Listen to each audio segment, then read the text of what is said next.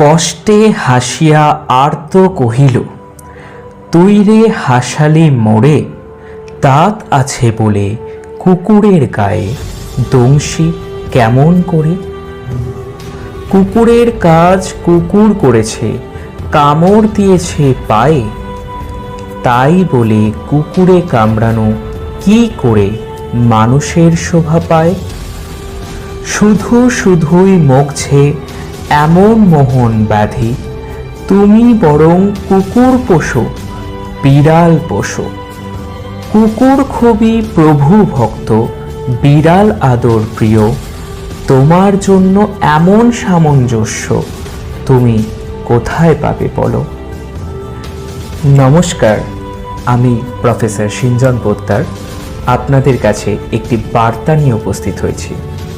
ভিডিওর বিষয়বস্তু